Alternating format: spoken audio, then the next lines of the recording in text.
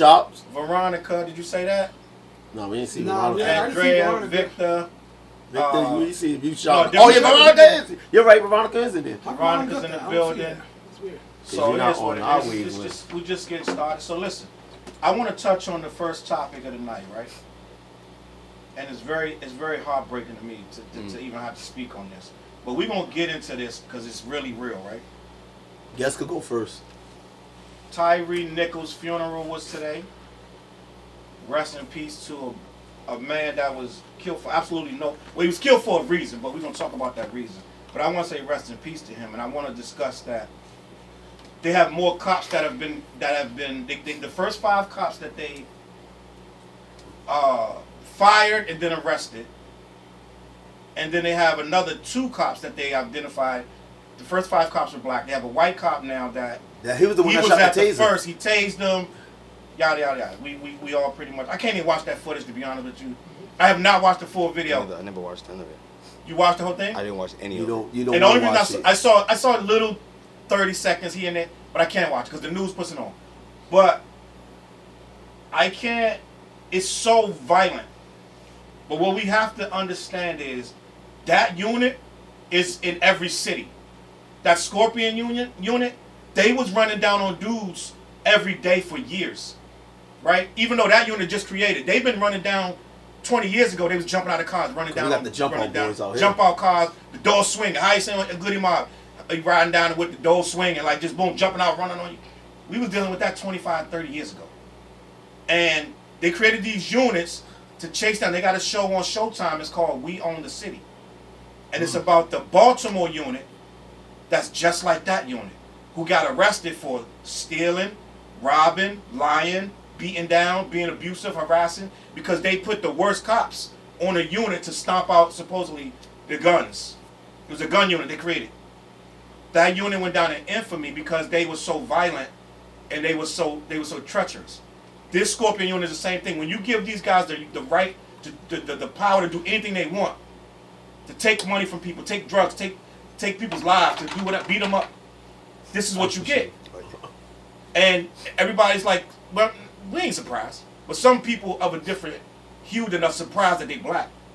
But it be the worst ones is the gang of black cops running up on you because they got even less respect for you as a human. And when you are used to hunting something, you lose and you beat it every time you hunt it, and it has no recourse. You lose even more respect for it every time you hunt it.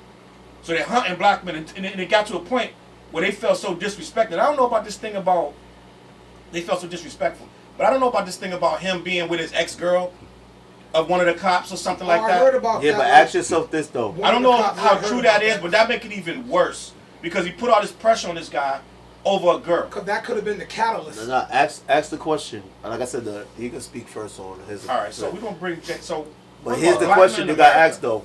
When dudes is okay, you hitting a dude, you kicking a dude in his face, and you hitting him with a billy club in his face.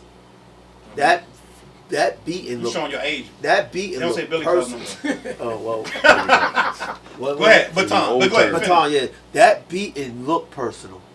That's why I'm sitting up there saying it had some personal matter. It was personal. Even if it wasn't about a girl, it was they built up a rage against him. Yeah. For whatever reason. Any form of police brutality to me is personal.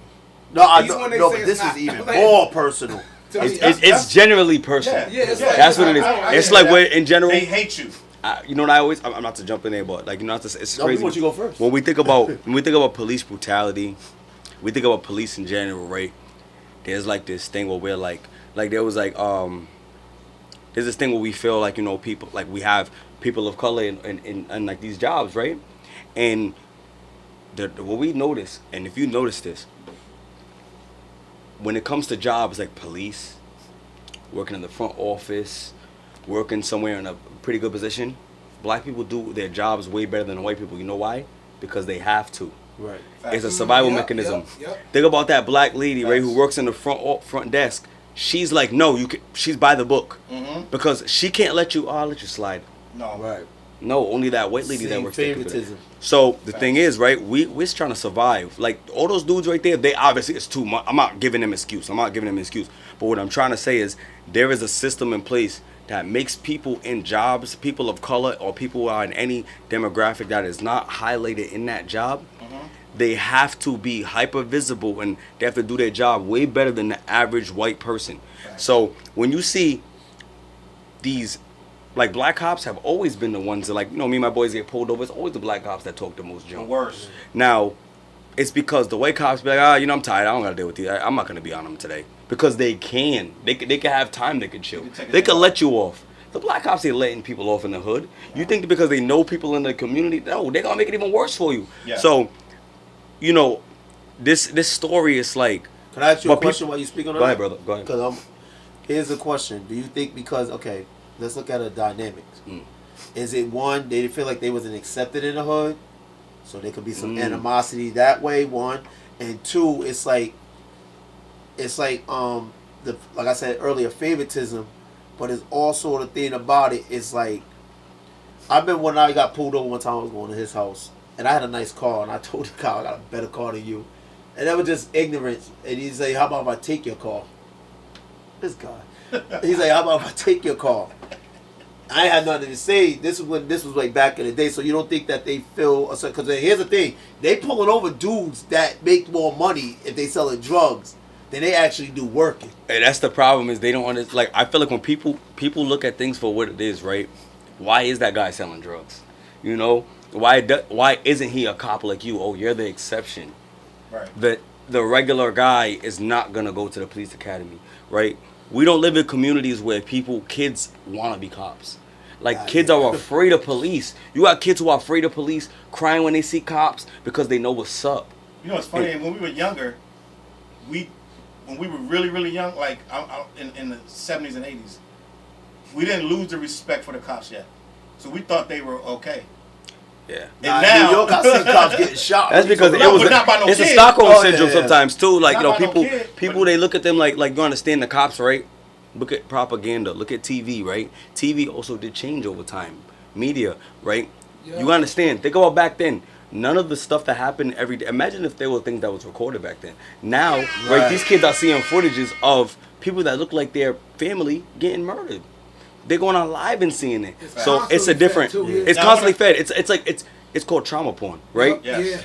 That's why I have not watched the video. I have not watched the video. Yeah, it's too tough. They do it every time. And I can't watch them no more. I can't watch none of them no more. I know little about that case because I'm scared to even dive into it. Like, bro, it's emotional, man. Your like, heart, it's gonna crush you. Only what I know, I obviously know the service value of just reading, but I haven't looked. Like, usually I'll be like, all right, let me read and notice. You didn't delve all deep. But I always say to people, I always say this: you are never guilty enough to get murdered.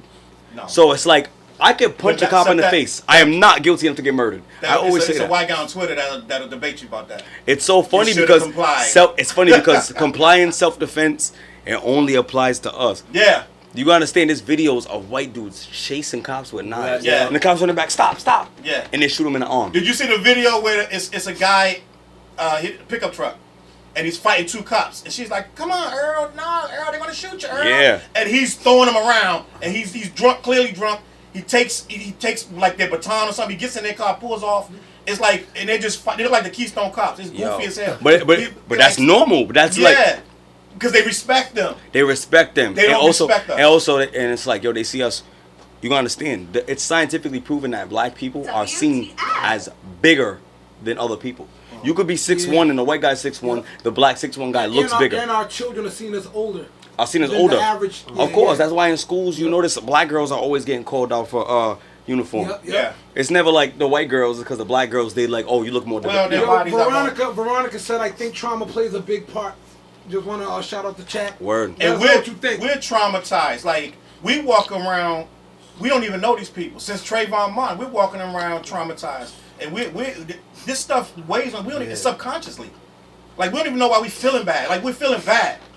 And we see this on the news in the morning, and we go to work, we're feeling bad. It's because we're seeing it again and again. It doesn't change. The conversation, we still had to argue. We still had to argue about George Floyd. We still had to argue. See, before Flizz, you're going to go next, because I want to hear your perspective. I'm going to tell you what happened. I watched the video because I don't want to hear somebody else tell me what happened. I want to see for myself, because people try to add on or whatever. Try to switch it in, yeah. So what happened was this. He's in his car. Now, they say he was coming from taking pictures of the sunset. So you imagine you coming to take you coming to take pictures. You driving, and all you do you get ramped on. So as soon as you get ramped on, they came to the door. Get out your car. They pulled him out the car. Put your hand. And there was so many dudes talking to him at once. Do this, do this. And then he's looking. You can see his face. He's like, what did I do? I'm scared for my life. And they just, one guy got his arm. They like, yo, you better go. And so the guy just, I'm going to tase you. He didn't even do nothing. He's like, what? He's sitting. I'm going to tase you. Then when he's on the ground, the dude hit him with the taser. That's when he took his shirt off and ran. It's fight or flight. Yeah, he ran like it's fight or he's flight. out of here. Your body, at some point, they're not cops. They're trying to kill you. Right. And you're just trying to survive. It's not even. But somebody gonna say, "See, he ran." You know what I'm saying? The rules are high. They don't got the reality. What? Yo, man. You didn't even need the second half of the video to know something wasn't right. Right. Because it was like for instance, if I'm in my first of all, they're supposed to come in your car and say, "Excuse me, license and registration," and tell you, "Do you know what I'm pulling you over for?"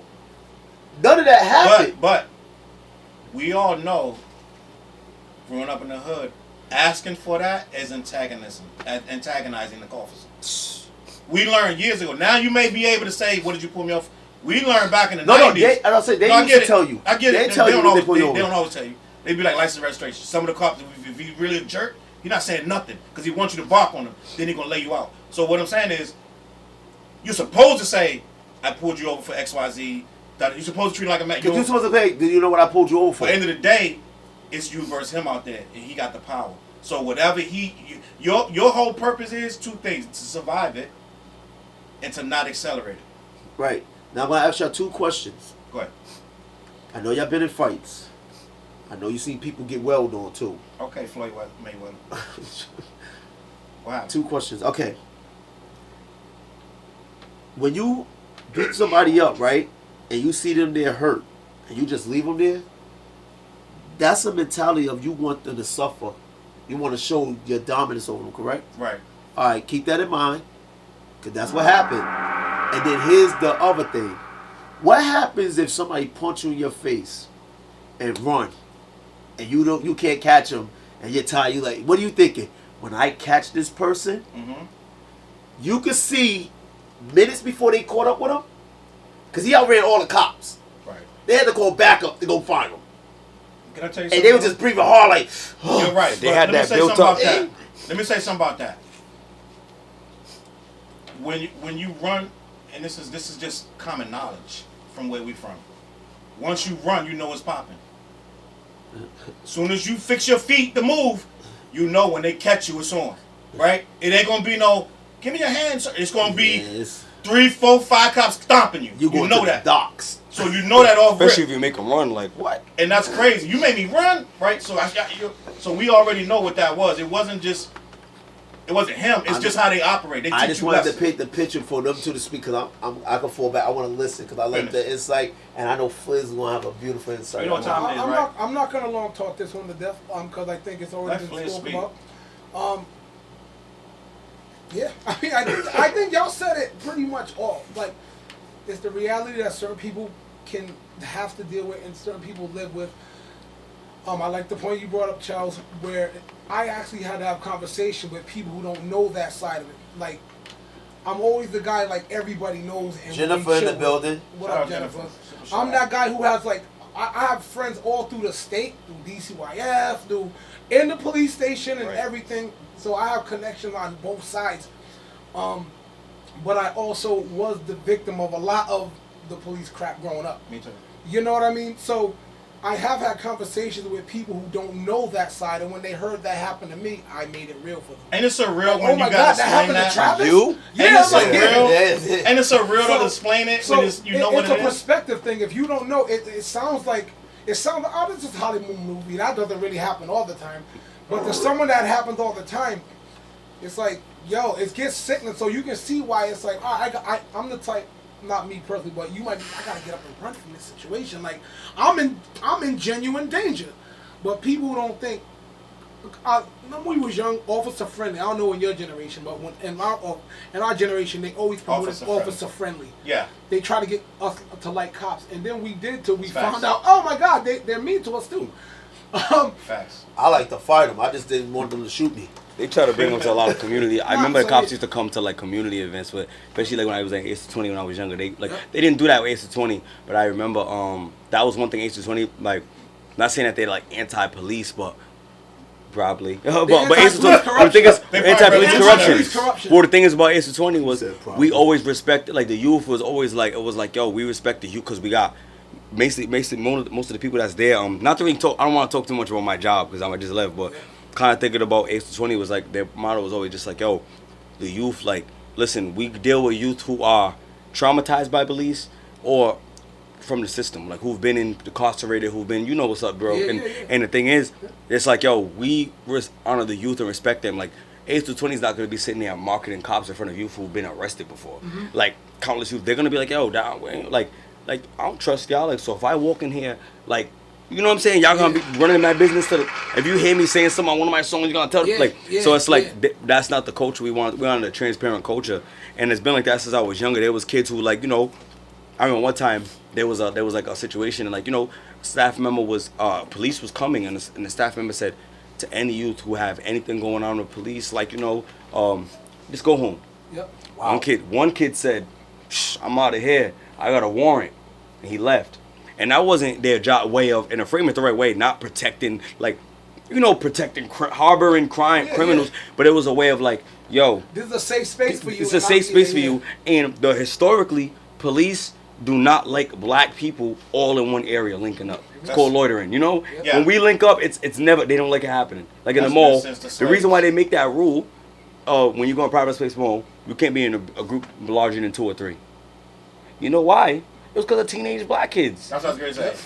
We're not going to pretend, we're not going to pretend like it's not a reason. It's but listen, it was a reason, and then instead of it being like, yo, why don't we just like, you know, give something like something dope for the kids to have in the mall, like a little like dope, like little video game space or things like that. What happened was kids are just walking through the mall deep, and with nothing going on, and you know, and it's in Providence, right, the heart of the state where a lot of poverty, it's just real. That's what it's gonna be. So instead of thinking, instead of creating a law that creates new criminals, why don't we create a solution that makes more happy people? Yeah. So you're looking at it from a logical, but they looking at it from a, we don't want them here at all. Exactly. We don't want to make it easy for them to be here. The thing is, what people do is they have a market of who they want around, man. They want people who gonna spend money. So if young kids are walking around here and they might try a bunch of samples and buy one smoothie, they don't want them there. And plus of what they look like. West Warwick Mall, right? You got a bunch of white kids who walk in big groups, have fun and chill, and they have no problem with it, right? When you go to Providence Space Mall and there's black kids who can't even be in a group of 3. That's socialism. I didn't see this earlier, but Veronica put it does go both ways in regards to trauma. She said the community is afraid, and at times the police also don't get the support they need for the trauma they face daily as a part of their job. Correct. Not an excuse, but now you have two sides like deer in headlights and panic. I don't understand. It's a combination for disaster, truly sad and unfortunate. In the there's a training for that. It's called the police academy. You got a gun, you got a badge, and you have everybody to support you in the courtroom. The craziest thing I keep versus a person who is taught to live. You're not taught. Yeah. There's no human training to deal with police. You know what the crazy thing I could say? I'm not beefing with it, but I'm just giving. I feared for my life in every situation. I feared for my life. It's everything. He had a pocket knife. He had a paper clip. It's to get out of jail free card. I feared for my life, and I feel like there are dangers of being a police as well. But no question. But let me keep it a buck. How many gangbangers can say I feared for my life, right? If you take on a certain, just the life you chose, right? If I choose to be a gangbanger, I can't be, man, I feared for my life. I'm a gangbanger. And go tell on somebody. I'm a gangbanger. No, think about it. You can't go in the streets. The code is you can get in a stand and go tell on somebody because you feared for your freedom. Yeah. That's considered wrong. Now, but if a police gets it stuck in head, they get in front of somebody and they get afraid and they kill them, I was afraid. No. You took the mantle of being the person that protects us. Where was your bravery? No, I agree with that. But think about it. If you a cop, you saying I feared for my life, we understand that, but it can be a catch-all for you blasting a guy that was in a car with his girlfriend. He told you you had a weapon before you asked him did he have a weapon. You said yes, and then you shot him. Philando Castile. Yes. So you feared for your life. Sean Bell getting shot 16 times before when he got married. And what they're gonna say is first of all they're gonna say is Blue Lives Matter. Then they're gonna say we got cops that got shot coming up to these cars, unaware that the occupant had a weapon. They're gonna say he fired on both officers. They're gonna pull out a bunch of those. And they could say it to any range. It's not like, yo, they gotta understand. Joshua Robinson from Providence, Rhode Island. He's about 4'11", 5 feet even. Very skinny from Providence, Rhode Island. He was beaten so bad he wasn't recognizable. Wow. And that's how they tried to. He almost he almost did like real time for that. They jumped him, and then it was like him assaulting a police officer. That was his charges. He almost went to jail for that. Yeah, and that dude is. And he was fighting it. He's like, I'm short. I'm a small dude. I'm towering over him. And this is not even like trying to be funny. I'm towering over him. They were threatened. Multiple police beat him so bad he shouldn't even be here to speak about his story. Challz, you know what we're gonna do? What? We're gonna do a round table. We're gonna bring him. We're gonna actually talk about this because they really get really in depth into it. Yeah. And I think that's another day because it's too much. But we're very moving on. But I wanna give away one album. Oh no! Hold on. We got hold on. Flizz wants to get. We done made Flizz wait 35, 45. I want to give away at least one right now. Let's let Flizz give away his album. How are you? Explain your album. What you got.